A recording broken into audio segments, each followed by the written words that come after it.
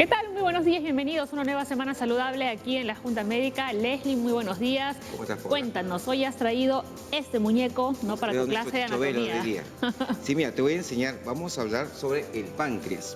Vamos a ubicarnos acá en la cavidad abdominal Ujú, y el páncreas está por debajo del estómago. ¿Ok? Vamos a ir caminando por acá. ujú. En este páncreas tiene una Un poco del bifurcación, hígado. cógeme el hígado por favor, que va a salir al intestino. Entonces es un órgano Ok. que está por detrás del estómago y que tiene cierta sustancia que va a producir y se va a ir hacia el intestino. Pero puede ser obstruido, puede causar lo que se llama una pancreatitis, que lo vamos a ver el día de hoy. Así es, ese es nuestro tema del día. Ya comenzamos la Junta Médica.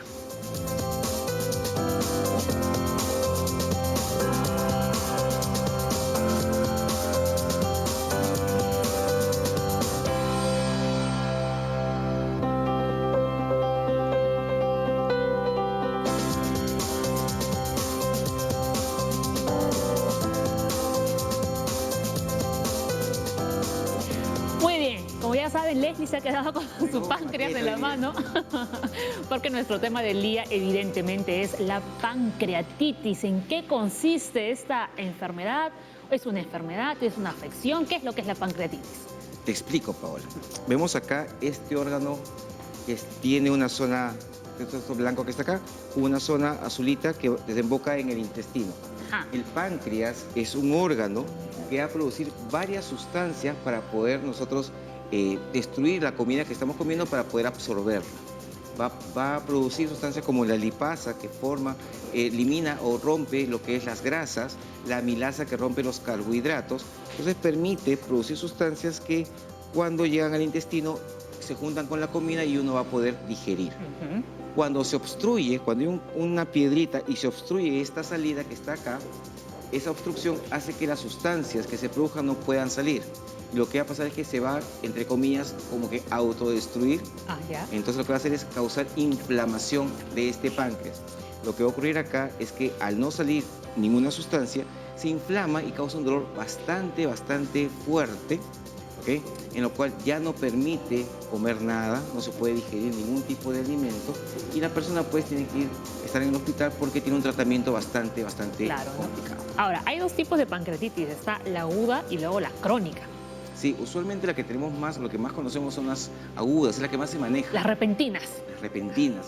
Las personas, por ejemplo, que toman demasiado alcohol o que tienen cálculos en la vesícula pueden sufrir de pancreatitis porque va a obstruir la salida de todas las sustancias. Así que ya saben, cuidemos nuestro páncreas. Y para conversar sobre este tema hemos invitado al cirujano Juan Carlos Marcos. Él trabaja en el servicio de cirugía de páncreas del Hospital Rebagliati de Salud. Ahí lo vemos al doctor.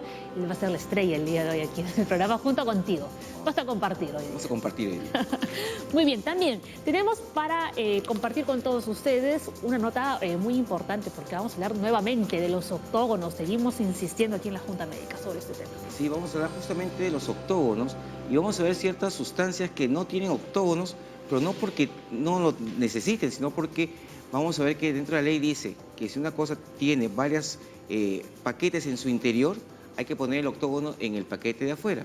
Pero hay ciertos bocaditos y ciertas cosas que están saliendo al mercado que tienen bastante azúcar, que tienen bastante grasas y no tienen octógonos. Entonces hay que ver realmente qué estamos comiendo. Muy bien, así que más adelante no se pueden perder esta nota que va a estar muy bien explicada, por supuesto, por nuestra compañera Aura. Ahora sí, a ver, vamos con el dato número 1 porque ya Leslie más o menos ya les estaba explicando, ¿no?, cuál era el funcionamiento de nuestro páncreas. Hoy nuestro tema es la pancreatitis.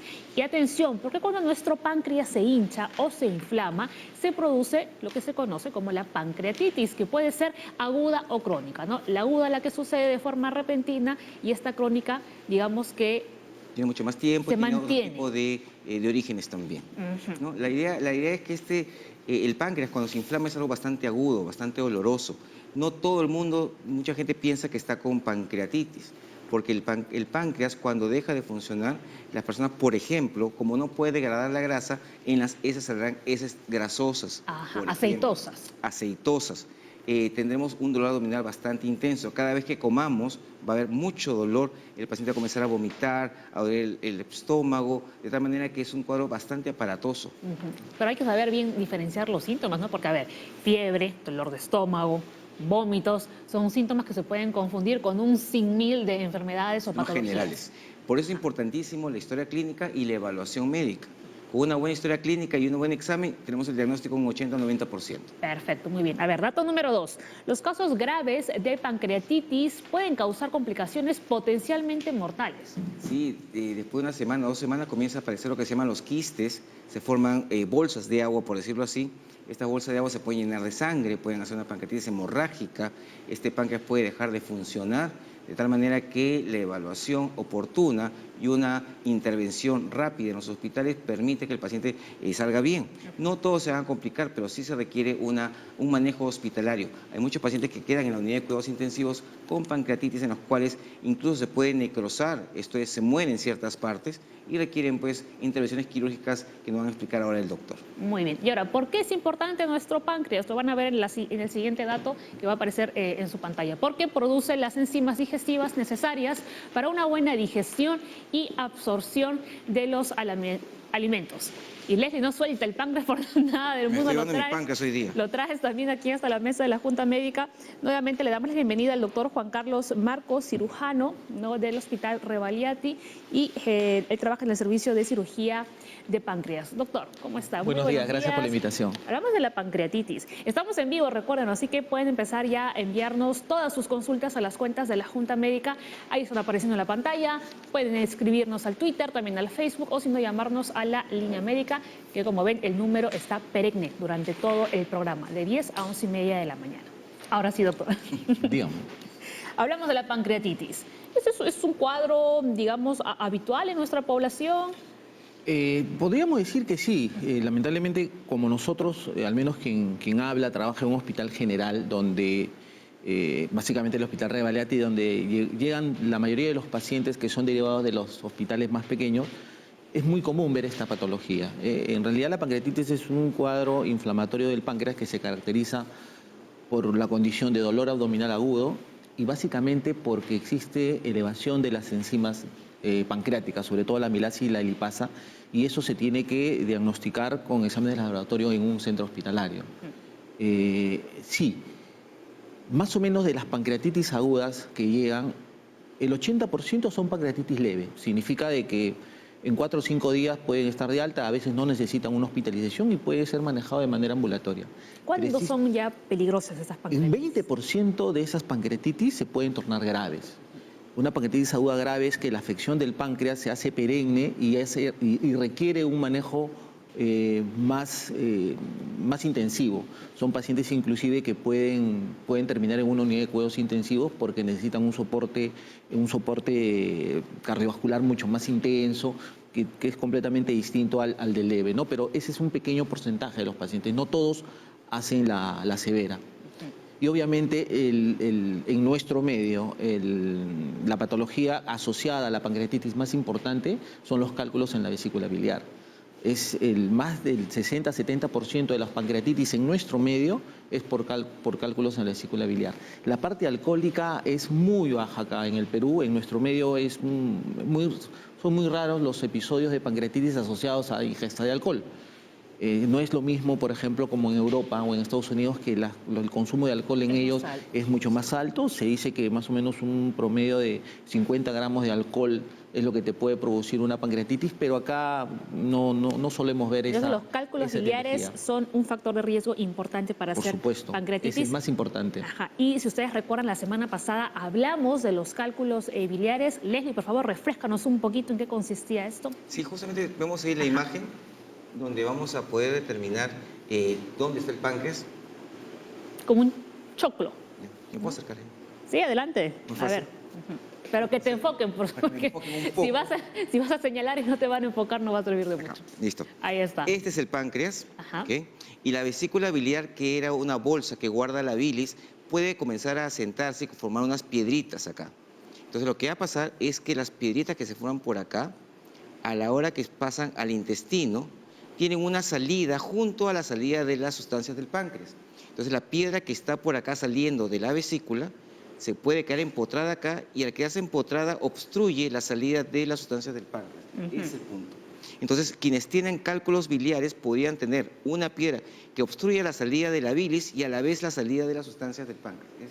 Ese es el punto. Entonces, es un factor de riesgo bastante alto y que, como dice el doctor, tenemos mucho acá en nuestro país. Doctor, Sí, de acuerdo. la prevalencia es bastante alta, inclusive en algunos estudios reportan de que aproximadamente el 60% de la población puede padecer de litiasis vesicular, o sea, cálculos en la vesícula, sin que necesariamente te dé síntomas. O sea, son los que nosotros llamamos asintomáticos, ¿no? Entonces, a veces hay muchas personas de que debutan con una pancreatitis y nunca se enteraron que tenían cálculos en la vesícula. Así es. Entonces es importante dentro de la evaluación que se hacen de cuidado de salud, pues hacerse una ecografía y determinar si tienen o no tienen este potencial factor de riesgo que puede condicionar una pancreatitis, ¿no? Ahora, ¿qué tiene que ver la insulina con el páncreas? El páncreas produce la insulina. La insulina es la proteína que se va a encargar de que el azúcar que comemos, que está en la sangre, puede entrar a las células para poder nosotros utilizarla y poder hacer todas las reacciones químicas y todos nuestros movimientos que hacemos diariamente. Entonces, cuando uno come, yo tomo este café que tiene azúcar, por ejemplo, entra al estómago, se va hacia la sangre y el azúcar que está en la sangre tiene que entrar a las células para darle energía. ¿Quién abre la puerta de esa célula? La insulina. Ajá. Entonces, cuando el páncreas está obstruido, obviamente también deja de producir un poco de insulina. O sea, sale por otras partes, pero en esta zona básicamente salen las enzimas. La insulina de todas maneras sigue funcionando, sale por por los vasitos sanguíneos. Muy Es bien. importantísimo. A ver, ¿podemos poner el dato número 4, por favor? Ahí está, ¿no? El páncreas, las enzimas se deben activar solo cuando llegan al intestino delgado. Si lo hacen dentro del páncreas, pueden dañar el tejido pancreático. Eso es cierto.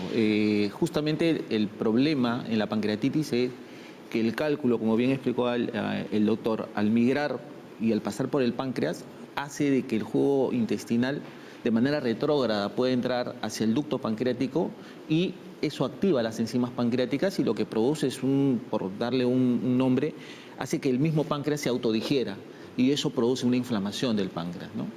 Entonces eso es cierto, por eso es que existe un esfínter al final del conducto pancreático que no permite que el contenido intestinal ingrese al páncreas, pero al haber un proceso inflamatorio, ese esfínter pierde el tono y es que se explicaría por qué existe de manera retrógrada el paso del jugo del intestino hacia adentro del páncreas y activando toda esta cascada inflamatoria. Ajá. Ahora, cuando decimos que se puede dañar el tejido pancreático, ¿se fibrosa ese tejido? En un primer momento no. Lo que pasa es que se inflama. O sea, se inflama. La fibrosis no forma parte del espectro de una pancreatitis. Ah, ya. No. Ok, muy bien. A ver, Leslie. Claro, la idea es que, por ejemplo, las sustancias que están ahí van a romper el azúcar, van a romper las grasas, y a la hora que se mete el contenido se activa y comienza a romper todo en su interior, pero también pues las células tienen pues ciertas sustancias que también van a sufrir esa digestión. Entonces lo que va a ocurrir es una inflamación, como quien dice, una hinchazón de estas células y por lo tanto ya dejan de funcionar como debe funcionar. Vamos a ver cuáles son algunos de los síntomas, ¿no?, de la pancreatitis. A ver, doctor, usted, como dice, hay muchas veces que los síntomas puede que no aparezcan tampoco, ¿no? A ver, tenemos en el caso del dolor abdominal, es de mayor intensidad en la parte superior, puede empeorar al comer o tomar alcohol, se puede sentir en la espalda. Sí, es cierto. El dolor característico de la pancreatitis, que se describe muy bien, es un dolor que se inicia en la parte alta del abdomen, en la zona del epigastrio nosotros lo llamamos, y tiene la característica que se irradia de manera lateral hacia ambos lados y llega hacia la zona lumbar.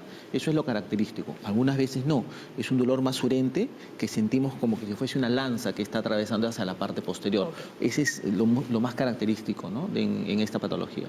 Que es lo que llamamos nosotros el dolor en banda, o en cinturón, que el dolor va hacia toda la parte de atrás como si tuviéramos un cinturón que nos está apretando en toda la zona, pero hay personas que lo sienten en la parte anterior y de repente dicen, me duele acá. Justamente es... Ahora, ¿este dolor es así insoportable cuando te da, por ejemplo, una apendicitis que te obliga a ir de todas formas a un servicio de urgencias? ¿O la persona puede estar aguantando y de repente dice, no, me tomo un medicamento a ver si se me pasa? ¿Qué tipo de dolores? No, lo que pasa es que también van a haber síntomas asociados, van a haber náuseas, vómitos, no va a poder comer. porque imagínate, el encargado de botar las sustancias para que uno pueda digerir no está funcionando. Entonces el cuerpo dice, no me mandes comida porque no la puedo digerir. Entonces comienza a vomitar, a ser nauseoso y el dolor comienza a incrementarse. Eso lo lleva al hospital sí o sí. O sea, de todas formas, la persona se ve obligada, ¿no?, a acudir a un centro de salud. A ver, en el caso de los problemas digestivos, pérdida crónica de peso, diarrea, náuseas y vómitos, deposiciones grasosas o aceitosas. Aquí hablamos, doctor, de una pancreatitis crónica. Exacto. Sí, la pancreatitis crónica es una enfermedad que es completamente distinta a la pancreatitis aguda. No, son dos cosas que hay que separarlas bien. Y lamentablemente no tenemos los medios para poder detectar una pancreatitis crónica al inicio. Y lamentablemente lo que vemos son las consecuencias de un mal funcionamiento del páncreas ya cuando está en su etapa final. Y básicamente son todas esas condiciones que bien mencionan ahí. La pérdida de peso básicamente se debe a que el páncreas, al no secretar las enzimas digestivas que ayudan a la absorción del alimento, básicamente es una persona que no va a poder absorber los alimentos. Y eso se traduce en diarrea. ¿Por qué? Porque al no absorber los alimentos, todos los alimentos se van a perder en diarrea y las deposiciones se van a volver gasosas porque justamente los alimentos grasosos no se van a poder absorber y eso lo vamos a evidenciar al momento de hacer las deposiciones. Entonces, para que quede claro, esos problemas digestivos aparecen en una pancreatitis crónica, no en la aguda. A ver, para que nos entendamos bien en casa. Nos vamos a la pausa, doctores, pero antes tenemos ya una consulta, ¿no?, de una televidente. Lalis dice, tengo un familiar que tiene pancreatitis y cálculos en la vesícula. Le recomendaron operarse de la vesícula para evitar complicaciones. ¿Es necesaria esta intervención que nos recomiendan? Bueno, doctor, piénselo bien porque después del corte lo va a responder.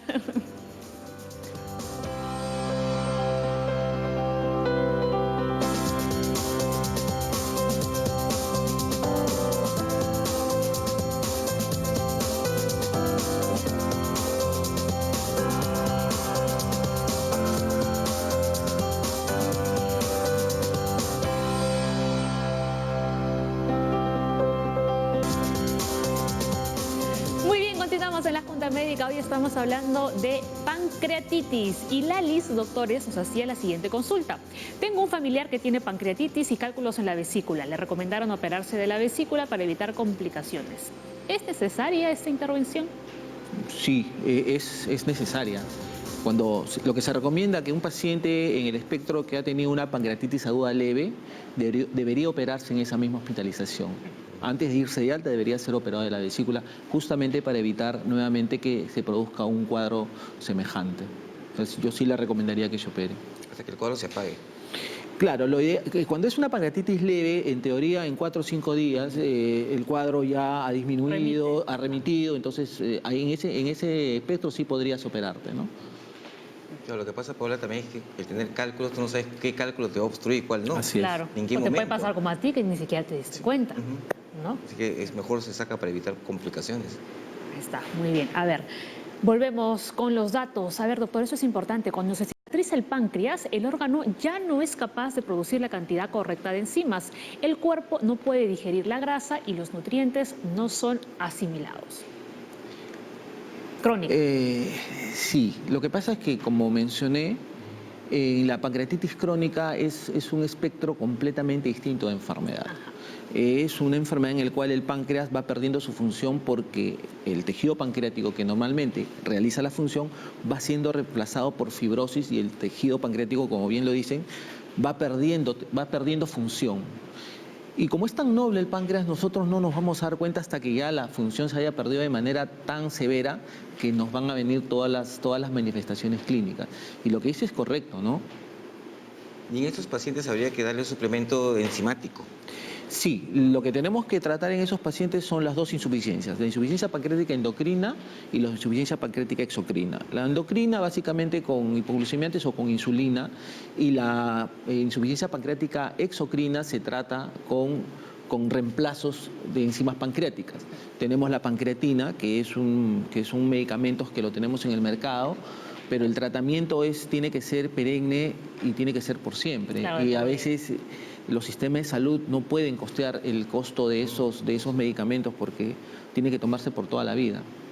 A Dios gracias, no tenemos mucha pancreatitis crónica acá en nuestro país. Y la gente que debuta, ya uno dice tiene pancreatitis crónica, son gente ya de edad avanzada. ¿En qué edades, más o Sí, normalmente es muy variable, porque normalmente la pancreatitis crónica está asociada a otros problemas. Cuando es hereditaria, normalmente puede debutar inclusive en corta edad, ¿no es cierto? Hemos tenido en el hospital casos de dos gemelos que operamos que debutaron a los 18 años con pancreatitis crónica. Tenían cálculos dentro del páncreas, pero a Dios gracias su función todavía la tenían conservada. O sea, no fue necesario hacerle el reemplazo ni con insulina ni con enzimas pancreáticas. Obviamente esos pacientes hay que ir siguiéndolos en el tiempo para ver si la ganancia de peso es adecuada o no, o si van a requerir algún tipo de reemplazo enzimático, ¿no? Hay que controlarlo. Pero en realidad en la crónica normalmente suele aparecer entre la quinta y la sexta década de vida, pero eso no te excede que en la adolescencia algunos pueden Pueden haber debutar. algunos casos. Sí. Muy bien. A ver, como decía el doctor Marcos, ¿no? Hay que diferenciar bien cuando hablamos de la pancreatitis aguda y la pancreatitis crónica. A ver, atención porque vamos aquí con las diferencias. En la pancreatitis aguda, el inicio es repentino e intenso. Los síntomas van a desaparecer con un tratamiento y el páncreas va a recuperar su forma normal. ¿No, doctor? En cambio, cuando hablamos de una pancreatitis crónica, es un proceso de larga evolución. El dolor va a ser crónico y continuo y de intensidad moderada y encima el pronóstico va a ser incierto, ¿no? Y nuevamente incidimos en cuando hablamos de que algo es crónico, es para toda la vida. Sí, sí, es cierto, ¿no? Como siempre les menciono, el diagnóstico de la pancreatitis crónica ya se hace básicamente cuando el páncreas ya perdió alguna de las funciones, que es cuando empieza a causarle molestias, ¿no? El dolor crónico es lo que más molesta a un paciente con pancreatitis crónica. Muchas veces es un dolor intratable que requiere algún tipo de cirugía para tratar de aliviar esa molestia y muchas veces la cirugía no logra ser exitosa. Entonces, cuando hablamos de un paciente con pancreatitis crónica, hay que estar muy seguros de qué es lo que le vamos a ofrecer para tratar de poder ayudar al síntoma que tiene. Algunos, la gran mayoría, tienen un dolor crónico. Algunos tienen problemas digestivos, ¿no? Baja de peso, no asimilan bien los alimentos, y otros debutan o tienen problemas de glicemia muy elevada porque no producen mucha insulina. Ahora, Entonces, ¿esa pancreatitis aguda más adelante podría desencadenar un cáncer o no tiene relación? en realidad no tienen relación. Lo que sí se sabe es que existen algunas entidades que son consideradas como premalignas en el páncreas, que son los quistes mucinosos.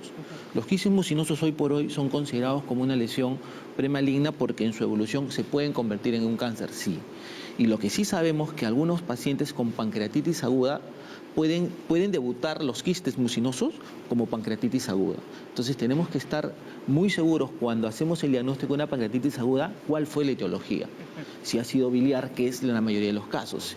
Si descartamos completamente que no ha sido biliar, que no tiene cálculos en la vesícula, que no tiene cálculos en una otra parte, tenemos que echarnos a buscar cuál ha sido la causa de esa pancreatitis.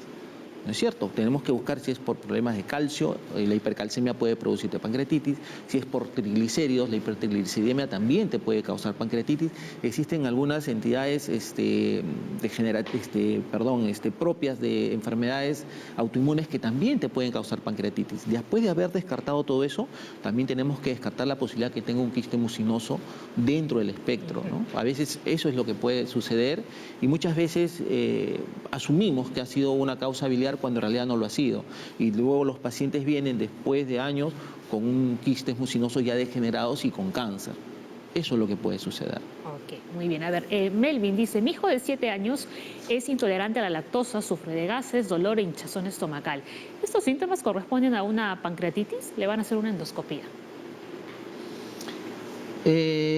No soy pediatra, pero me atrevería a decir que no creo que esto corresponde a una pancreatitis. La intolerancia a la lactosa es una entidad básicamente que se da en los niños porque les falta alguna enzima para poder metabolizar la lactosa y eso les produce todos los síntomas que ha mencionado, ¿no? No tiene nada que ver entonces. No. Quizás le van a hacer endoscopía para chequear si no tiene también Helicobacter pylori. Otra cosa más diferente, pero no tiene asociación con la pancreatitis. Sí. Muy bien. El doctor nos está explicando, ¿no?, cuáles eran los factores de riesgo, ¿no?, para una pancreatitis. Los cálculos biliares ocupan el puesto número 1 en esta lista, pero también puede darse, por ejemplo, por fibrosis quística, niveles altos de triglicéridos y calcio en la sangre, doctor. Sí.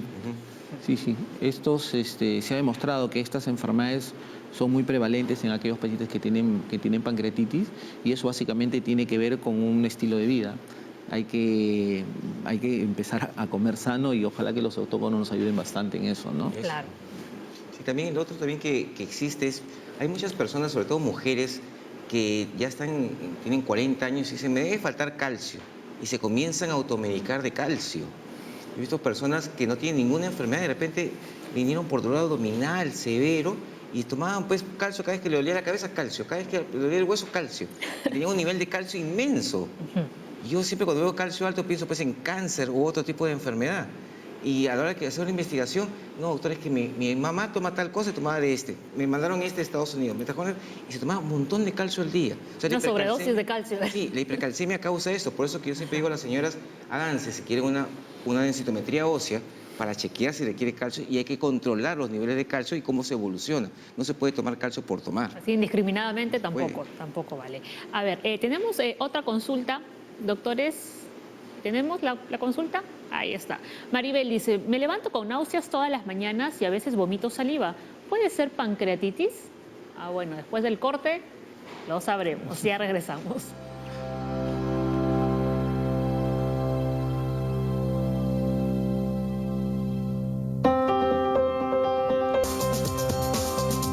El doctor Marcos nos está explicando, ¿no?, que es interesante, o mejor dicho, interesante no, que es obligatorio que tengamos una muy buena alimentación también para evitar en parte la pancreatitis.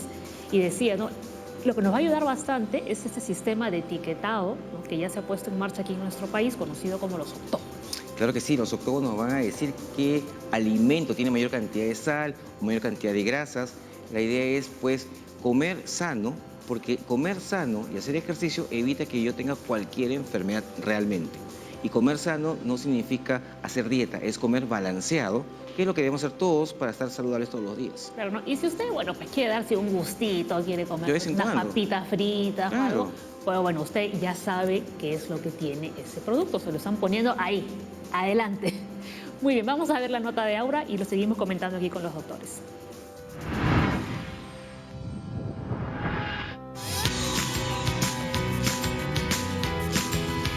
Ustedes también se han encontrado ahora pensando 2 veces antes de comprar algo que se van a comer, y es que los octógonos nutricionales han tomado parte importante dentro de las compras que hacemos en el mes, en la semana, en el día a día y en la lonchera. Sin embargo, ¿sabemos precisamente qué significa esta información nutricional, o sabemos cómo el no conocer sobre ella ha afectado o podría afectar nuestra salud, e incluso sabemos de qué manera podemos racionarla mejor para no evitar la compra del producto? Dicho esto, esta ruta de la salud tiene un camino octogonal, así que empecemos para ubicar a nuestros especialistas y conocer la opinión de las personas. Vamos.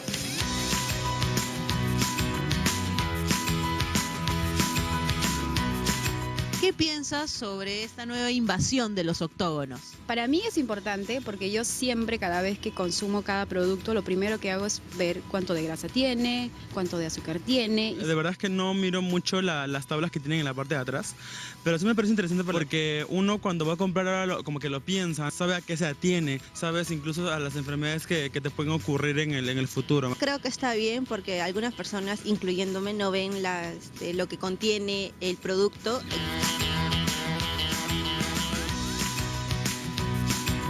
En el año 2016, la Organización Mundial de la Salud puso en estado de alerta al planeta por esta onda de obesidad, esta epidemia de obesidad que tenemos, diciéndole los próximos 10 años, tratar de informarle que tenemos que comer nuevamente lo más saludable posible. Estos octógonos son un pequeño llamado de atención para decirle a las personas, comamos menos alimentos procesados.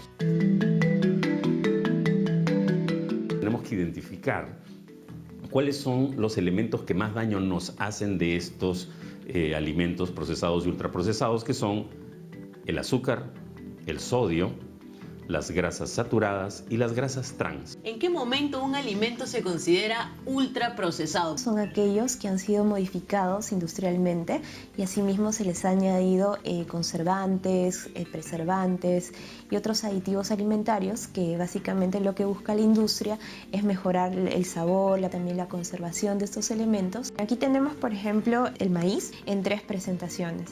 Esta es la forma natural que le encontramos, conservando todas sus propiedades.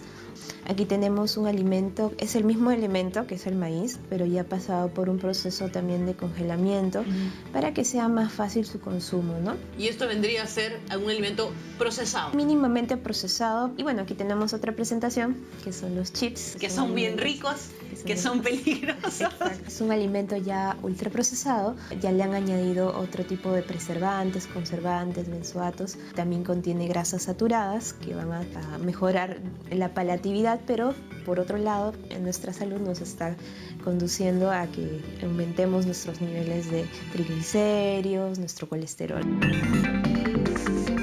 De todos los alimentos que tú consumes, ¿cuál es el que más te ha molestado así un poquito que le hayan puesto el sticker? Yo creo que los caramelos. ¿Tú qué prefieres? ¿Dejar de consumirlo o racionar el consumo? Depende, creo, ¿no? Porque si algo es muy malo, que de repente todos los sistemas inmunológicos son diferentes, a una persona le puede hacer más daño que a otro.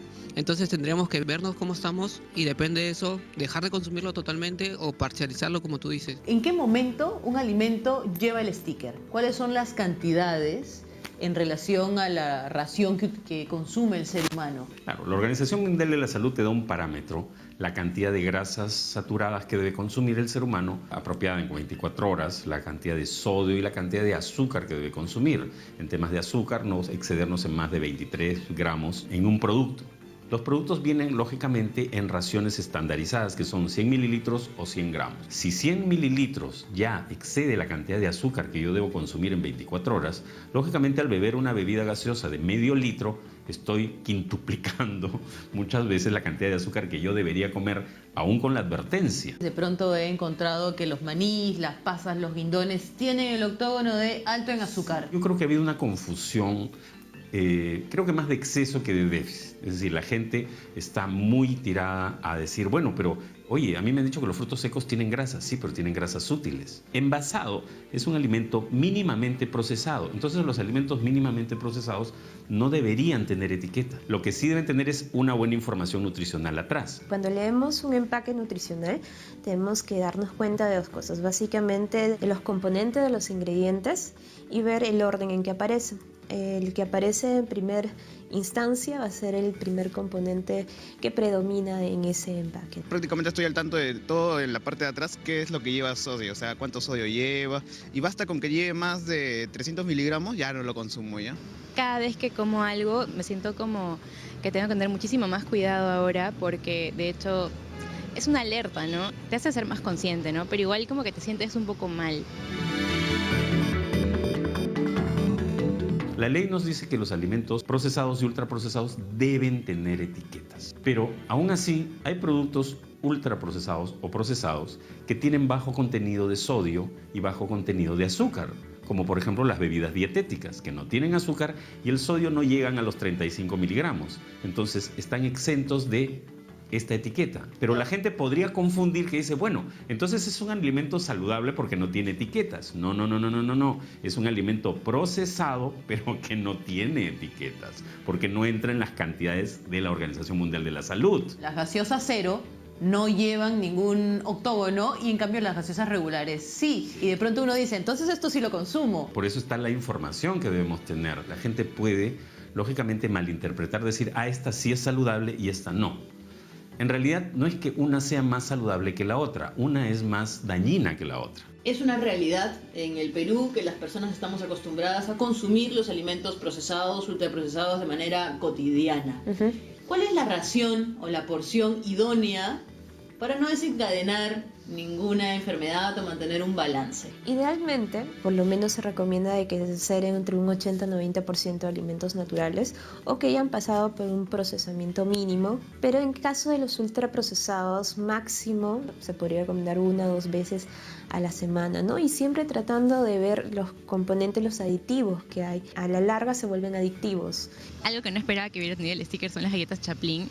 Amo las galletas Chaplin. Estas tablas de piqueos, también digo, no puede ser que eso también haga daño.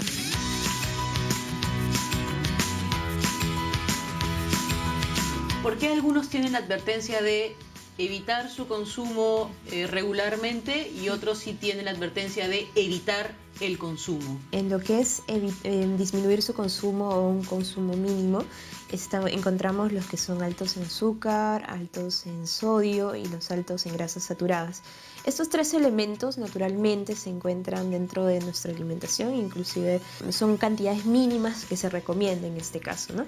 Pero en el caso de lo que son grasas trans, son grasas procesadas, hidrogenadas, las cuales han sido alteradas y al momento de consumirlos básicamente son incompatibles con nuestro cuerpo, generando radicales libres propiciadores a la formación de cáncer. Cuando tú ves que un producto no lleva el octógono, ¿lo consumes más o investigas un poco? Te estaría mintiendo si te diría que investigara. Simplemente, bueno, me gusta, me parece rico y simplemente lo consumo. ¿Qué pasa si obviamos estas advertencias? ¿Qué enfermedades podrían desencadenar? Precisamente estos alimentos son los que más presente están como factores de riesgo en muchas enfermedades, sobre todo cardiovasculares, de sobrepeso, obesidad, diabetes, problemas inclusive de cáncer. Las grasas trans, se ha determinado, lógicamente, aumentan mi factor de riesgo. Para evitar el consumo excesivo de sal o sodio dentro de nuestra dieta, podemos emplear otro tipo de, mejoradores en cuanto al sabor, como por ejemplo el tomillo, el orégano, el estragón, que son hierbitas que nos van a ayudar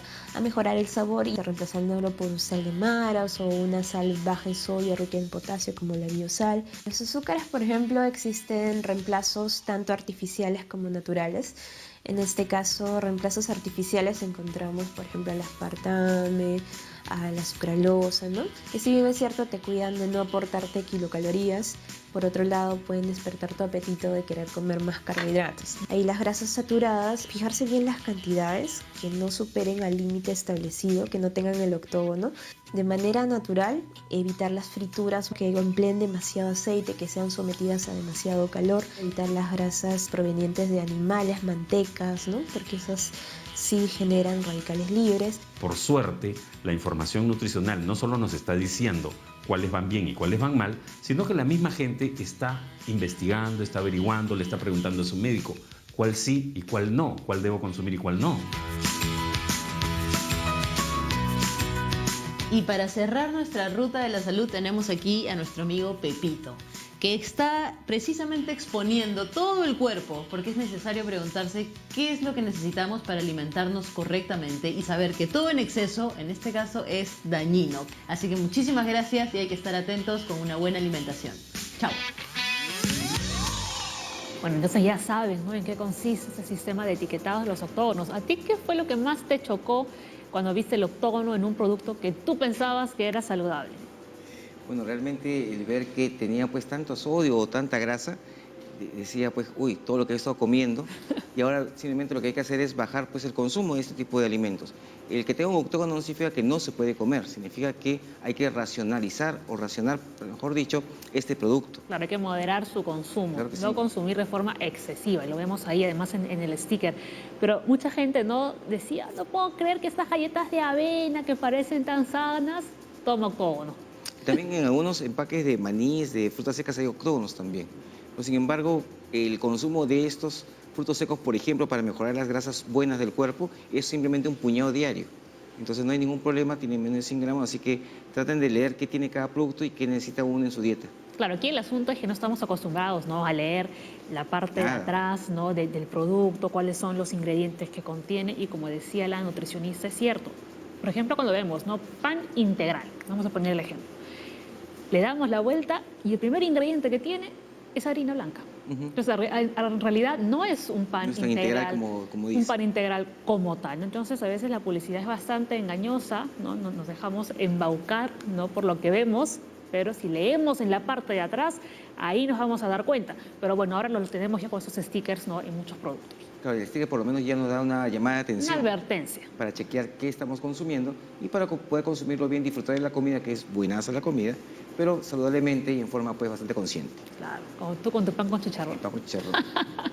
Nos vamos a la pausa, ya venimos con más en la Junta Médica, pero antes tenemos una consulta para nuestro doctor invitado. Carla dice, una persona de 60 años con diabetes tipo 2 tiene más probabilidad de presentar pancreatitis. La diabetes está controlada. Ya regresamos.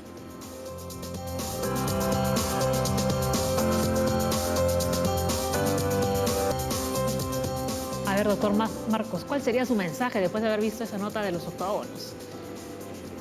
Me siento alegre porque creo que es la mejor forma de sensibilizar a la gente que entienda que un estilo de vida saludable va a ayudarlo mucho, mucho a cuidar su salud.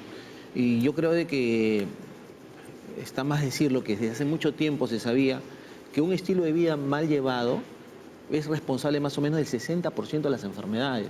O sea, ¿qué quiere decir esto?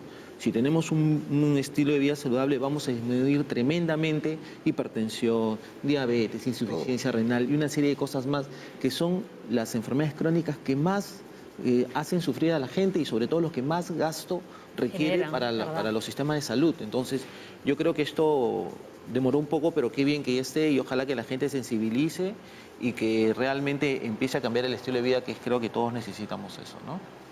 Totalmente de acuerdo. Lo que sí vamos a ver que existen algunos piqueos que estamos comentando que no tienen octógonos y uno diría pues son saludables. Pero sin embargo estos octógonos no están puestos ahí porque según la ley hay que poner en el empaque grande y no en el empaque pequeñito. Entonces no se dejen engañar, por decir así, porque estos productos no tienen octógono porque como son más pequeños no lo deben tener según ley, pero vean en la parte de atrás que realmente tienen alta cantidad de sodio, alta cantidad de grasas y eso va a hacer pues que no sean tan saludables como aparentemente son. Sí, exactamente, ¿no? Y existen otros alimentos que, si bien es cierto, tampoco tienen octógonos, como cuando te comes pues huevo frito, papas fritas, el famoso arroz a la cubana, que tiene una gran cantidad de carbohidratos y grasas, y tampoco te van a poner el octógono ahí, pero hay que tener... Ni del pollo a la brasa tampoco. Tampoco, y hay que tener conciencia de lo que consumimos, ¿no? Y creo que eso es al final lo más importante, ¿no? En tener conciencia de qué consumimos y en base a eso creo que vamos a aliviar bastantes problemas de salud. Lo que pasa realmente, ¿sabes qué? Es que la gente no sabe combinar las comidas. Entonces hoy día me como pues un seco de cabrito con frijoles, mi yuca, mañana como un pato, ceviche de pato, pasado como chifa, al día siguiente como pues pollo a la brasa con papas y mayonesa. Ah, ¿dónde comes tú? No, es que Qué a lo que rica voy tu es... comida de todos los días. A lo que voy es que uno debería comer hoy día, darle su gusto. Pues ayer fue el día de pollo a la brasa, me comí mi pollo a la brasa. Hoy día estoy en la mañana con mi jugo, mi yogur, a la hora del almuerzo mi ensalada con mi pollo. Hay mucha gente que me dice, yo como ensalada, pero ponen una fuente encima, jalan una lechuga, comen ensalada. Es la ensalada ahí y tu presa encima. Ahí tienes una buena combinación. Entonces la idea es darle tus gustos y vas variando para que tengas puesto las vitaminas, minerales que requiere tu cuerpo. Claro, es que combinamos mal. Combinamos mal. Nuestro plato no está balanceado, es puro carbohidrato y una uña de proteína. Lo que tú dices es cierto, ¿no? Desde que cuando yo era pequeño, era idéntico en casa. El primer plato era sopa con fideos y papa. Y en el segundo plato, arroz, papa. Sí. Y una presa pequeña. Entonces, la cantidad de carbohidratos que consumimos en una dieta es aproximadamente el 60 al 70%. Es una locura. Y la cantidad de proteínas es insignificante. Entonces, con una dieta así, pues definitivamente tienes un paciente que potencialmente, cuando llegue a una etapa adulta, va a tener tendencia a la diabetes, a la obesidad, y con todo lo que te lleva a la obesidad, hipertensión, diabetes, insuficiencia renal y todos los problemas crónicos que adolecemos nuestra población, simplemente por una mala forma de combinar los alimentos. Una mala distribución. Sí, completamente mal. Si mucha gente llega a su casa en las tardes o en las noches a comer, no hay nada, han hecho estofado y quedó juguito nada más, y el arroz, se come su arroz con todo el juguito encima, lo devuelven, sale buenazo, pero la cantidad de grasa es inmensa ahí. Exacto. Pura grasa, puro carbohidrato y no te estás alimentando.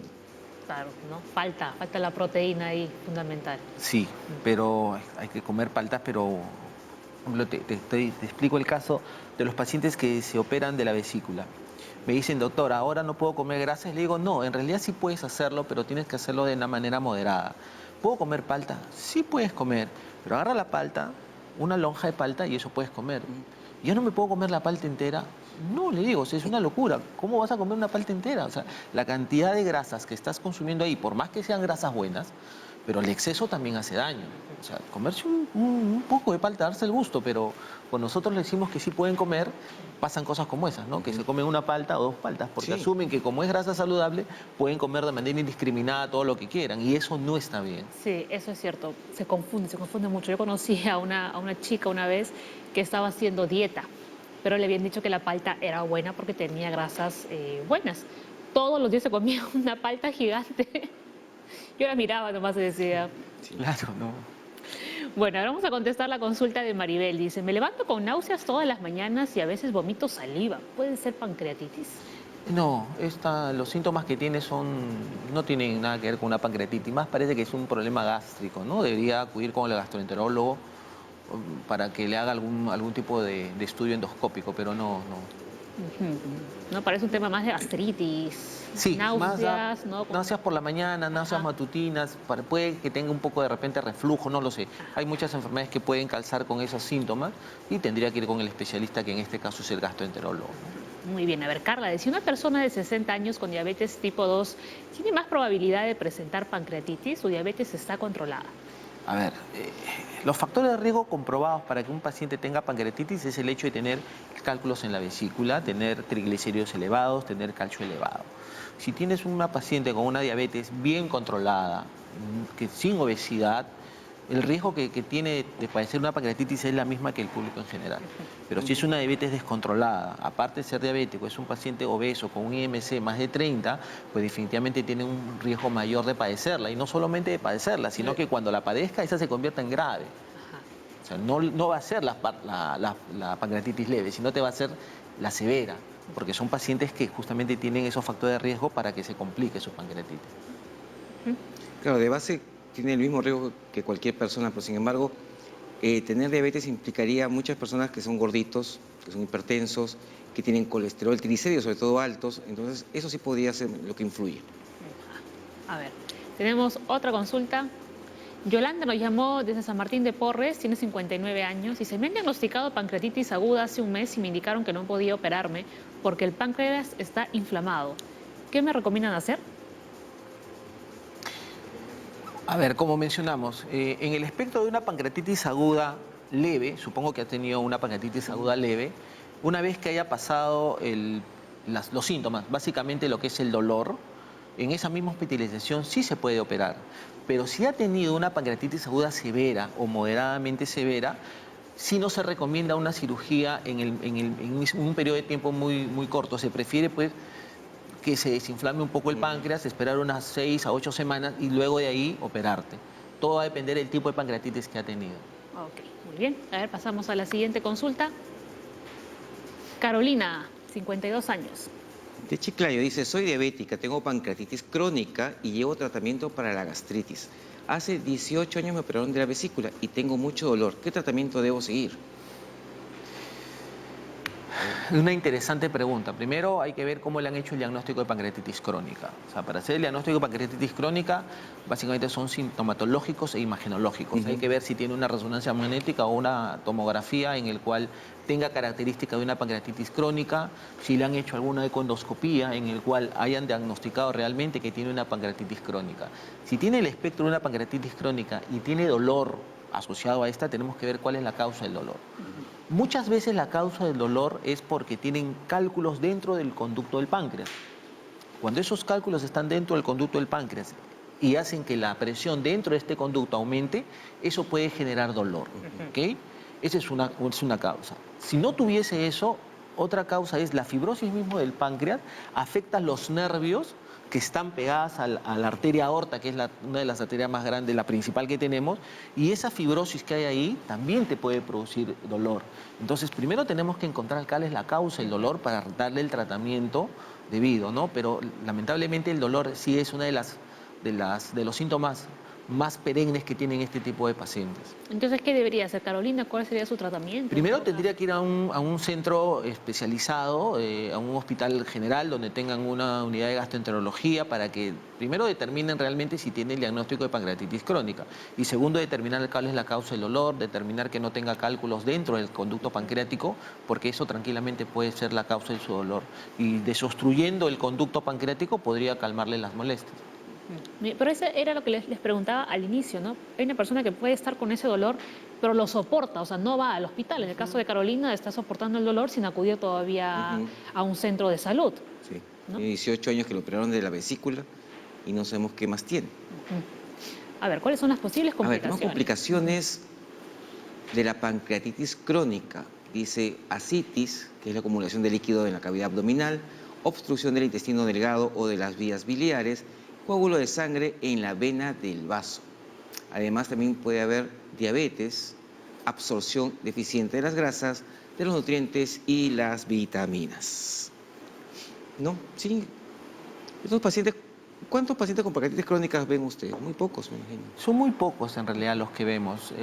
Los pacientes que hemos, como te digo, la oportunidad de ver, básicamente ya vienen en la etapa final de su enfermedad, cuando ya tienen todas estas manifestaciones de básicamente que tiene que ver con que ha perdido alguna de las funciones del páncreas y donde muy poco se puede hacer y básicamente ahí lo que hay que tratar de ayudarles, darle soporte médico, reemplazo enzimático o en el caso del dolor, si es un dolor intratable que no se puede manejar médicamente, buscar una estrategia quirúrgica que pueda aliviarle las molestias. Muchas veces la resección, o sea, una cirugía a nivel del páncreas, podría aliviarle las molestias. No siempre se ve eso, pero hay que valorar muy bien si realmente es una paciente que se va a beneficiar con algún tipo de tratamiento para aliviarle el dolor, ¿no? Muy bien. A ver, Silvia, doctor, le pregunta, estuve internada 3 meses porque la vesícula estaba afectando mi páncreas. Tuve una operación abierta y me retiraron la vesícula. ¿Debo seguir algún tratamiento? ¿Qué alimentos debo comer? Básicamente los pacientes que se operan después de la vesícula, yo particularmente les recomiendo que tienen que tener una dieta baja en grasas, no exagerar en el consumo de grasas, y eso básicamente va a ayudar a que pueda metabolizar mejor los alimentos. Acuérdense que la vesícula nos sirve como reservorio. Entonces, cuando tenemos una ingesta de grasa un poco por encima del umbral, esa vesícula se va a contraer y nos va a ayudar a poder metabolizar esas grasas en exceso que estamos consumiendo.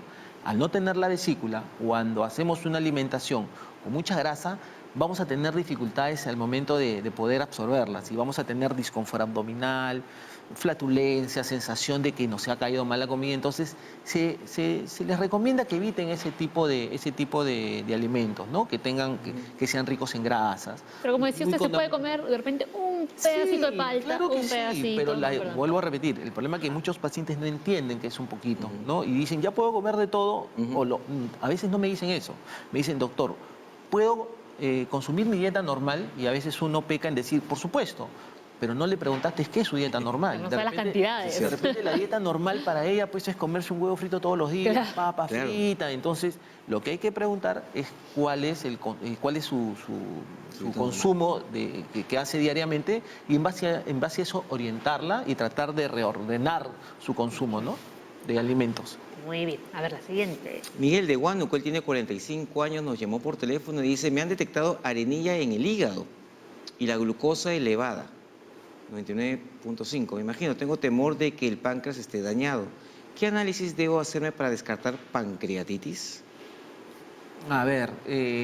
asintomático aparentemente, ¿no? Sí, una glucosa elevada, 99,5, en realidad no es una glucosa elevada, depende de qué examen se ha hecho, con qué método, pero no está dentro de un rango elevado. ¿La arenilla en el hígado? La arenilla del hígado no sé cómo lo puedo interpretar, no sé si son cálculos dentro de los canalículos biliares que están dentro del hígado.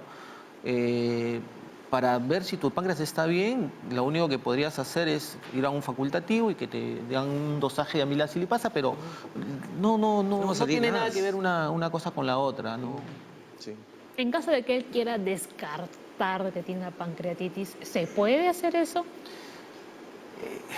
En realidad, claro, te podrías hacer un examen de imágenes, un estudio tomográfico con una resonancia y ver que tu páncreas está normal desde el punto de vista morfológico.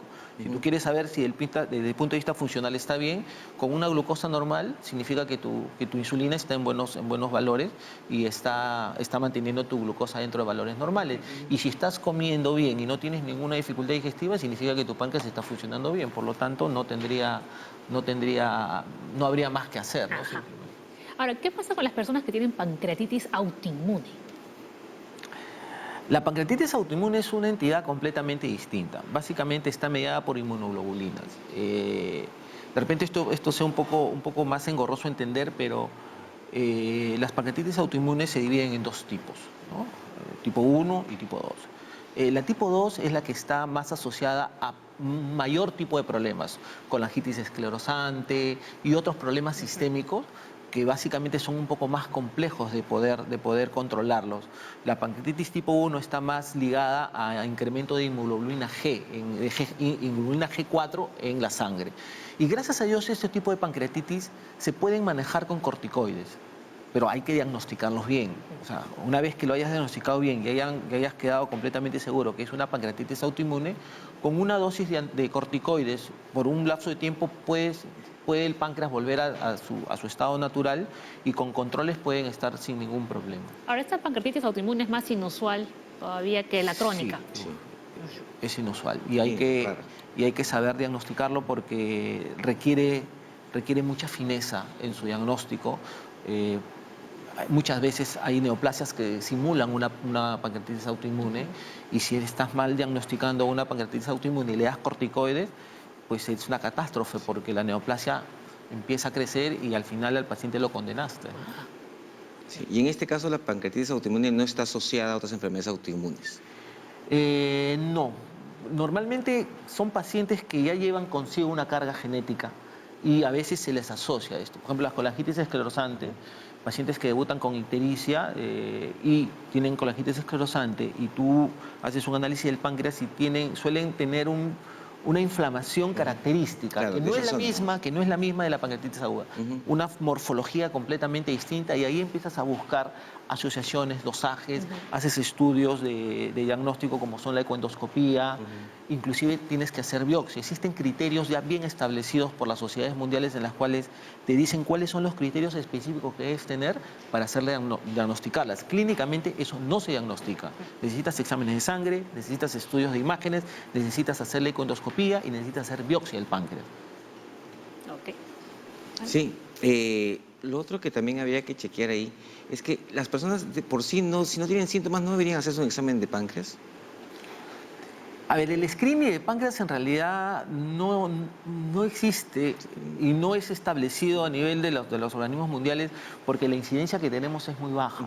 Entonces, al no ser muy alta la incidencia, pues no está dentro de ningún plan de salud, creo que en Latinoamérica ni a nivel mundial. Pero sin embargo, la pregunta es siempre salta a la luz, ¿no? Siendo una enfermedad, las enfermedades del páncreas, sobre todo vamos a hablar, no de la pancreatitis, hablemos del cáncer, que es una enfermedad muy mortal, que tiene una alta tasa de mortalidad. ¿Cómo podremos prevenirla? Una forma es un estilo de vida saludable, pero ¿cómo puedo saber que no la tengo? Y lamentablemente, como digo yo, la única manera es que te hagas un chequeo anual en la cual te tengas que hacer un estudio de imágenes que vendría a ser la única forma de poder determinar que tengas una lesión muy pequeñita en el páncreas, porque después no existe ningún método de sangre que te pueda diagnosticar o te pueda servir como un parámetro para saber si es que tienes una enfermedad o no la tienes. Aprovechemos la pregunta que nos hizo Virginia justamente de alguna lesión en el páncreas. Dice, me ha detectado un nódulo en el páncreas de 3 milímetros. Esto me produce dolor en la parte superior del ombligo. No tengo cálculos en la vesícula. ¿Podría crecer el nódulo del páncreas? ¿Debo operarme? ¿Se puede reventar? Un nódulo pancreático. En realidad tengo que tratar de interpretar qué cosa quiere decir con un nódulo pancreático. Podría interpretarlo como si tuviese una lesión pancreática de 3 milímetros. En ese sentido tendríamos que ver qué tipo de lesión pancreática es. Dentro de las lesiones quísticas del páncreas, tenemos que determinar cuál de esas lesiones es y en base a eso hacer la orientación hacia el manejo que tenemos que hacer.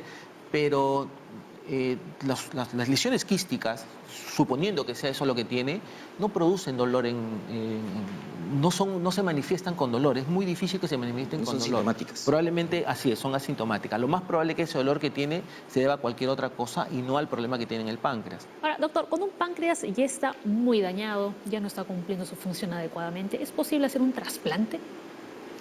Sí. Existen los trasplantes de páncreas que acá en el Perú, tengo entendido que en el Hospital Almenara hicieron un trasplante de páncreas exitoso, no sé si lo han vuelto a replicar. En otras realidades donde tienen unidades de trasplante más establecidas también lo realizan con relativo éxito, pero lo que más se hacen es trasplante de islotes de Langerhans, que son las células funcionales del páncreas. Hacen un centrifugado de esas células y las implantan en el hígado para que el paciente pueda tener la función básicamente endocrina, porque la función exocrina con las enzimas pancreáticas las puede suplir. Yo solo hemos tenido un caso en realidad reportado aquí en el Perú. El caso del que yo tengo conocimiento, sé que en el Rebagliati, de repente me equivoco, creo que también hicieron uno, pero no tengo la certeza si llegó a ser exitoso o no. Pero el primero que inclusive salió tuvo cobertura televisiva fue el del Hospital de Almenara, en el que el grupo liderados por el doctor de Vinatea hicieron un trasplante de páncreas exitoso. Muy bien. A ver, vamos con la siguiente consulta. Esto es del Twitter. Yani Ohani dice, ¿la única solución para la pancreatitis es la intervención quirúrgica o habrá otra forma de tratarla? A ver, la pancreatitis aguda, el tratamiento no es la cirugía. La cirugía de la vesícula lo que hace es que le quitas un factor de riesgo para que se produzca la pancreatitis. O sea, no hay la única forma de poder evitarla, más bien, es quitándole todos los factores de riesgo. Y si tienes cálculos a la vesícula, pues opérate de la vesícula y con eso solucionas el problema, que es la mayor causa etiológica de pancreatitis en nuestro medio. Claro, yo creo que de repente aquí la gente está confundiendo y está pensando que el tratamiento para la pancreatitis es como, nuevamente pongo el ejemplo del apéndice, ¿no? Cuando tienes una apendicitis te tienen que operar, no hay otra, ahí no hay tratamiento farmacológico. Así es. Cuando hablamos de pancreatitis, tiene un tratamiento que no es quirúrgico. No es quirúrgico. A ver, la pancreatitis aguda leve obviamente no tiene un tratamiento quirúrgico. Lo que sí tiene tratamiento quirúrgico son las complicaciones de una pancreatitis aguda severa. Una pancreatitis aguda severa puede tener múltiples complicaciones. Básicamente son las colecciones que se producen después de una pancreatitis aguda severa las que sí se operan. Pero eso es ya después de que ha pasado todo el proceso inflamatorio. Y en algunos casos de pancreatitis aguda severa, donde el páncreas se necrosa completamente, esta necrosis se puede infectar. Y cuando esta necrosis se infecta y no se puede tratar médicamente con antibiótico-terapia, pues es necesario entrar y operar para sacar toda esa necrosis del páncreas. Claro, ahí sí. Pero cuando hablamos de una pancreatitis leve, para que nos quede claro, el tratamiento ¿cómo es? El tratamiento es médico. Solamente reposo. Sintomático, reposo. Ajá, reposo encima, nada. Así es. En el hospital. Ya está. A ver, creo que nos quedó bastante claro. Y Anela también nos llama por teléfono. De Trujillo, 39 años, dice, me van a operar de la vesícula porque tengo pólipos y también tengo gruesas las paredes del hígado. ¿Esto puede afectar al páncreas? En realidad no. La cirugía de la vesícula no tendría por qué afectar el páncreas, sobre todo porque tiene pólipos, es asintomática esta paciente, ¿no? La cirugía de la vesícula es básicamente por el pólipo. Y las paredes gruesas del hígado yo lo asumo a que lo que le han detectado es un hígado graso, en el cual han encontrado probablemente alguna anormalidad en el hígado y que lo traducen de esa forma. Pero no tendría por qué afectar en absoluto al funcionamiento del páncreas. Porque también pueden haber encontrado las paredes gruesas de la vesícula. Sí. Que es algo crónico ya. Sí. Sí, no hay problema. Muy bien, Yanela. Que la operen. Marlene dice, mi hijo será operado de la vesícula. ¿Puede estar propenso a tener pancreatitis? Al contrario. Al contrario, ¿no? Al contrario. El hecho de hacerse una cirugía de la vesícula y si esta contiene cálculos, pues le eliminamos el factor de riesgo más importante a que se produzca una pancreatitis. Muy bien. Así que mejor todavía que sea operado de la vesícula, señora Marlene. A ver, la siguiente consulta. Hoy ya no tenemos consultas. Sí, ahí sale. Son bien largas incluso. A ver. Jordan en el Facebook nos puso, tengo 52 años y prediabetes. Este diagnóstico se debe a que tengo alguna enfermedad en el páncreas. He ido a varios especialistas, pero no dan con los resultados. A ver... Es un poco complicado responder estas preguntas. Sí, lo que pasa es que porque son muy vagos los datos. No sé cómo lo interpretan como prediabetes. En realidad no sé, existe una enfermedad que es síndrome de resistencia a la insulina, que es un estado previo a que se produzca una diabetes. Es un estado en el que sí, tu cuerpo como que está empezando a permitir que la insulina haga su trabajo. Y obviamente en esos tipos de casos no es una diabetes, pero debería tratarse como tal. En realidad debería buscar a un endocrinólogo para que lo oriente mejor y le pueda solucionar el problema que tiene, ¿no? Y el problema de la prediabetes acá básicamente es por mal patrón alimenticio, falta de ejercicio y está consumiendo demasiado carbohidrato, por ejemplo, que hace que su páncreas esté trabajando demasiado y lo está, entre comillas, agotando, cansando ese páncreas. Poco a poco, además. Claro, la prediabetes ahora es el nombre, entre comillas, que le damos a la resistencia a la insulina y que hay que mejorar con la visita al endocrinólogo, que le va a mandar dieta, ejercicio y quizás medicación. Con eso vamos a mejorar básicamente su problema endocrinológico. Antonio, de San Miguel, nos llamó por teléfono, 75 años, dice, me hicieron una resonancia magnética y me detectaron cáncer a la próstata y también cáncer de páncreas en la parte baja. ¿Qué dieta puedo seguir? ¿Es operable? difícil poder determinar si es operable el cáncer de páncreas. Para eso hay que evaluar las imágenes y de acuerdo a eso se valora si es que tiene una condición de operabilidad o no la tiene, ¿no? Lamentablemente no podría darle una respuesta en este momento. Lo que sí es importante, y los televidentes tienen que saber, que cuando nos enfrentamos frente a dos enfermedades, en este caso lamentablemente dos páncreas, siempre hay que tratar de darle la prioridad al que resulte ser más mortal. En este caso el cáncer de páncreas resulta ser más mortal que el de próstata. Así es, por lo tanto debería enfocarse a ese y realmente determinar, a ir a un centro hospitalario y determinar si es operable o no. Y si es operable, pues tendría que hacerlo, ¿no? Claro, y la dieta es una dieta saludable y de acuerdo a la indicación de su médico que lo está tratando, ¿no? Porque es el que sabe realmente cómo está su estado general. Bueno, además entendemos que por la enfermedad el médico ya le habrá indicado una dieta en concreto, ¿no? Bueno, esperemos. Probablemente, sí, probablemente. A ver, Grace dice, desde hace 2 meses y medio estoy con dolor de estómago y espalda. También vómitos con espuma y bilis. He bajado 5 kilos y no puedo comer nada porque todo lo vomito. Me sacaron la vesícula a los 9 años, ahora tengo 19. ¿Puedo tener pancreatitis? Yo creo que estos síntomas más tienen que ver con un problema gástrico más que con una pancreatitis, ¿no? Los vómitos, nos está hablando de un reflujo biliar y la baja de peso, pues no es poca cosa. ¿Y no está comiendo? Pues? No, yo creo que debería ir a un facultativo, un gastroenterólogo urgente y que le hagan todos unos estudios para determinar si hay algún problema en el estómago o no.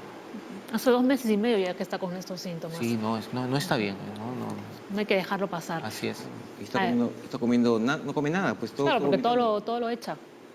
Así es. Max. En el Facebook nos puso, uno de los síntomas de la pancreatitis es bajar de peso aceleradamente. En febrero pesaba 114, en marzo 105 y ahora 94. ¿A qué se debe mi baja de peso? Mido 1,74 m. También puede ser diabetes, ¿no? Puede ser muchas cosas. Sí, o sea... Sí, la pancreatitis normalmente no suele asociarse con una baja de peso. No. La baja ponderal, que es el término que se le emplea para estas bajas de peso, hay que investigarlas inmediatamente, ¿no? Unas son problemas metabólicos como la diabetes y no se puede descartar que tenga una neoplasia oculta ahí.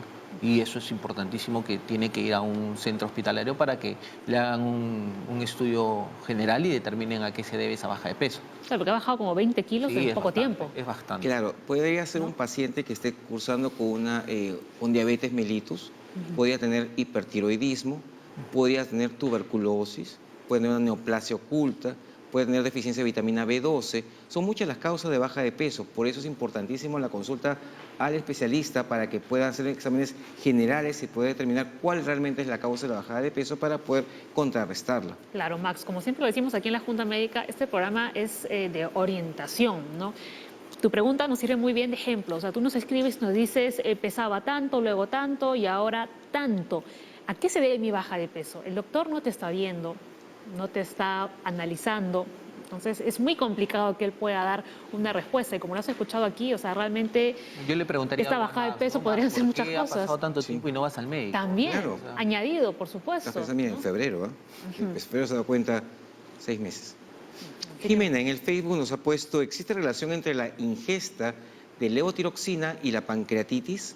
Mi mamá tiene hipotiroidismo y tuvo pancreatitis 2 veces. Ella no come grasa, no bebe alcohol, no fuma, no tiene cálculos en la vesícula, no baila pegado, no hace nada. En realidad existe algunas pancreatitis medicamentosas, es cierto. Pero antes son las menos comunes. Sí, antes de diagnosticar o hacer un diagnóstico, primero tenemos que descartar que realmente no tenga una pancreatitis de tipo biliar, de tipo por cálculos. Lo que pasa es que muchas veces a uno lo operan de la vesícula y dicen, a mí me operaron de la vesícula y por lo tanto ya no puedo tener pancreatitis, y eso es falso, porque a veces en el conducto colédoco, que es el que comunica, puede quedar ahí una piedrita. puede quedar algún cálculo, alguna arenilla que a veces ecográficamente no se puede diagnosticar, y ahí hay que echar a mano a estudios un poco más sofisticados, como por ejemplo la ecoendoscopía, que te puede mirar bien cómo está la vía biliar, o una colangioresonancia y determinar si realmente existe algo que esté condicionando esa pancreatitis, ¿no? Antes de pensar que tenga que ver con la levotiroxina, yo echaría a buscar otras causas de pancreatitis. Puede ser también, por ejemplo, un incremento de triglicéridos, ¿no? Porque el triglicéridos se forma a partir también de los carbohidratos. Sí. Entonces, el que no coma, que sea pellejito del pollo, la grasita, eso no implica que podría tener un aumento de triglicéridos, que es otro tipo de grasa. Ajá, eso es verdad. Son varias causas. A ver, Araceli dice, mi hermana de 25 años tuvo un accidente y le retiraron el 40% del páncreas por no tener pancreatitis necrosante. ¿Puede continuar necrosándose el órgano? Ella tiene dolores frecuentemente. La condición de la pancreatitis necrotizante ha sido después de una pancreatitis aguda severa. Sí. Una vez que ya perdió ese volumen de páncreas, el remanente que queda, la verdad es muy difícil que eso se siga deteriorando. Ya eso se autolimita. Si el proceso de la pancreatitis ya se dio, y el remanente de páncreas no tendría por qué seguir necrosándose, ¿no? Obviamente, me imagino que también se ha tratado cuál fue la causa que ocasionó esa pancreatitis. Si la causa la sigue teniendo en el páncreas remanente, es posible que haga otra pancreatitis, sí. ¿No? ¿Y los dolores que tiene a diario? Es que después de una pancreatitis aguda de ese tipo que ha tenido ella y después de haber sido sometida a una cirugía de ese tipo, los dolores que tiene pueden ser normales debido a la cirugía, que es una cirugía muy grande. ¿Por cuánto tiempo compleja. después, doctor? Es que hay que evaluarlo. Normalmente los dolores pueden ser frecuentes, después pueden ir alejándose, no solamente eso, sino hay que ver la intensidad del mismo, ¿no? A veces se forman adherencias dentro del abdomen producto de la cirugía y esas adherencias pueden causar dolor, sí. Pero ¿después de cuántos meses? ¿4, Inclusive 5? hasta después de 6 meses, después de un año puedes seguir manteniéndolo, pero lo más importante es hacerle un seguimiento y ver cómo están yendo esos dolores. Si están incrementándose, se mantienen igual o están disminuyendo, si ceden al tratamiento con algún tipo de analgésico o no ceden, si está relacionado con la ingesta de alimentos o no está relacionado con la ingesta de alimentos. Porque al haber perdido el 40% del páncreas, que no es mucho en realidad, pero puede haber quedado algún grado de insuficiencia pancreática. Y eso, el hecho de comer alimentos y luego de los alimentos puede tener algún tipo de disconfort abdominal, pues podría estar asociado a una insuficiencia pancreática. Entonces hay que evaluar el caso en toda su amplitud y determinar cuál es la causa exacta de esos dolores, ¿no? Ok, a ver, Bryant dice, tengo 22 años y me dio 4 años seguidos pancreatitis. Las 2 primeras terminé en UCI. En un hospital me dijeron que era pancreatitis crónica y en otro que era genético. ¿Existe alguna posibilidad de curar esto? Tomo pancreatina a diario. Lamentablemente la respuesta es no. Y este es uno de los casos que les mencionaba. En aquellos pacientes que debutan con pancreatitis en la adolescencia, básicamente tiene una carga genética importante. Claro. Y eso lamentablemente no hay forma de curar, lo único que se hace es controlar. Y la pancreatina a diario nos los dice, ¿no? Si toma la pancreatina a diario es porque ha quedado con una afectación severa a la secreción pancreática, ¿no? Está haciendo una insuficiencia pancreática exocrina, por eso es que está tomando esta pancreatina. Y una buena dieta ahí. Sí, una dieta para que lo ayude a digerir mejor los alimentos y control. No podemos hablar de una cura. No, aquí, porque como te digo, esto es genético, entonces no hay forma de poder combatir eso. Pero lo puede mejorar con una buena dieta, sin muchos alimentos grasosos. Claro, ahí se puede convertir en llevadero. Ajá. Claro, ahí trabaja el gastroenterólogo con el nutricionista para que él pueda absorber la mayor cantidad de nutrientes sin tener que dañar y hacer trabajar mucho su páncreas. Andrés nos llamó por teléfono desde San Luis, tiene 79 años, dice, ¿existe algún medicamento natural para tratar la pancreatitis? La respuesta es no. No. No existe nada. ¿Ninguno? No, en realidad, una vez que el páncreas se inflama, hay que dejar que se desinflame.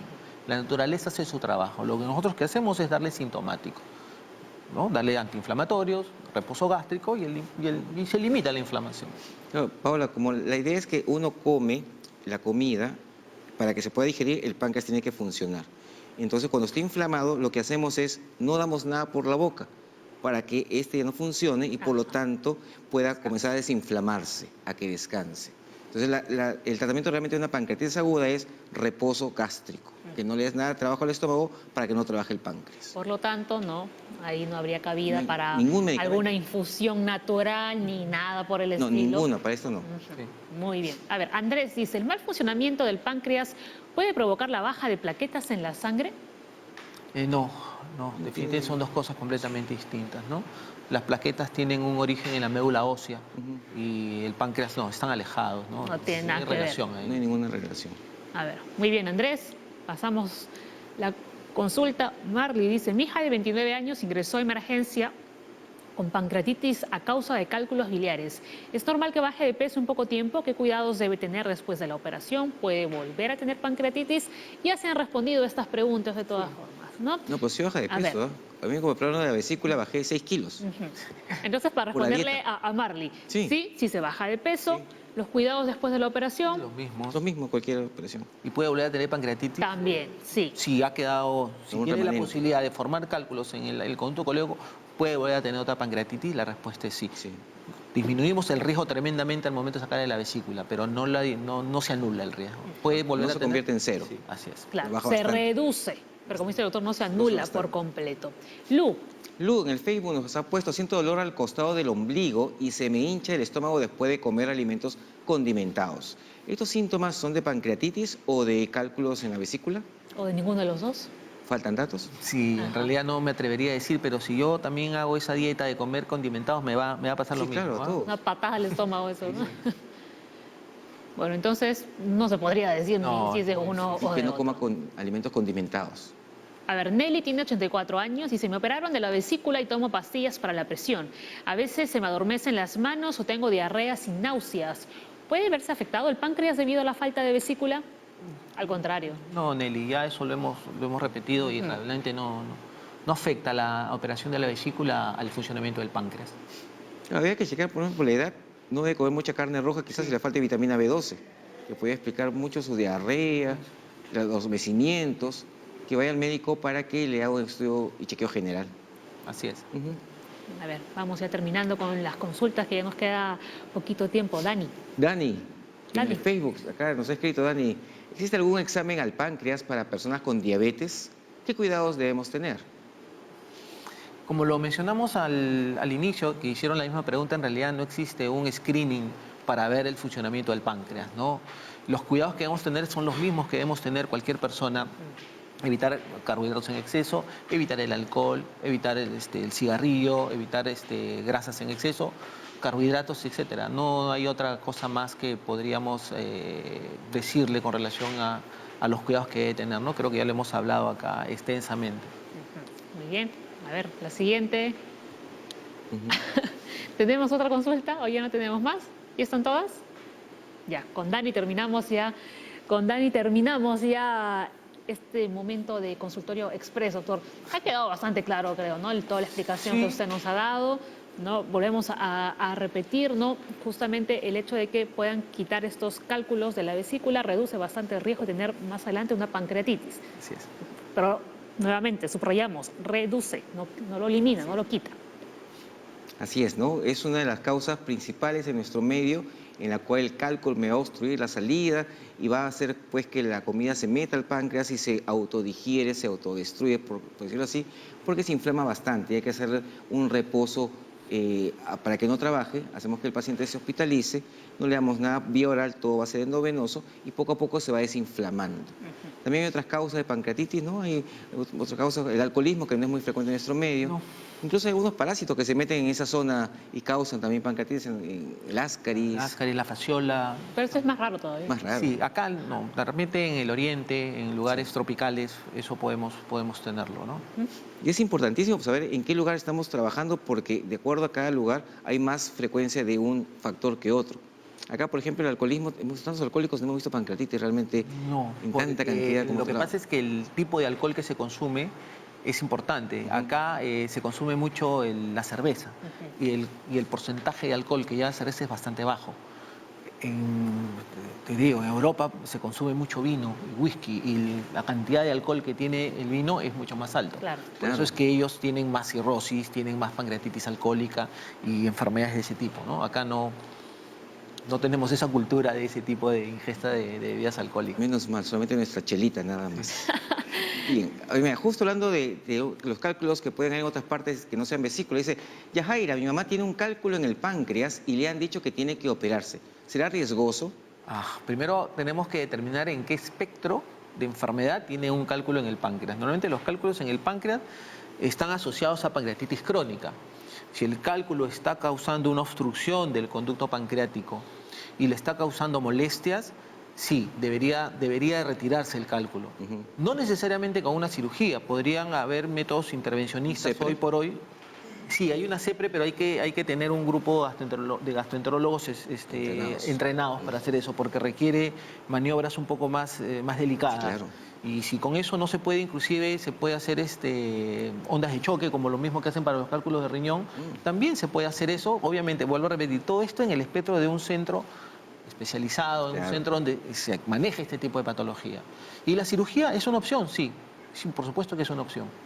Es riesgoso como toda cirugía. Así es. Pero ahí habría que chequear pues, que la señora, en donde se está atendiendo, el tamaño del cálculo, la ubicación del cálculo, para ver qué problema está causando. Y imagino que los colegas verán ahí cuál será la mejor opción terapéutica, ¿no?, para ellos. Así es. Se recuerden que todos no somos iguales, somos personas que tenemos diferentes síntomas y signos y cada uno tiene un tratamiento exclusivo. A ver, María, y ya con eso terminamos. Finalizando mi embarazo me detectaron pancreatitis y me recomendaron operarme de la vesícula. ¿Qué me recomiendan? Estoy dando de lactar. Bueno, que se opere. Sí. Que se opere, que planifique bien cuando terminen los 6 meses y que se opere. No habría ningún riesgo ahí. No. La pregunta creo que lo hace por el hecho de que está dando el lactar, claro, ¿no? ajá. O sea, tiene de repente temor a que se le corte. Se le corte, exacto. Entonces, a veces... Y también que el páncreas o la vesícula esté alterando su lactancia, ¿no? No. Si es por eso, no. Y lo otro, bueno, sí, el hecho de operarte vas a tener que estar hospitalizada por lo menos 2 días, 3 días máximo.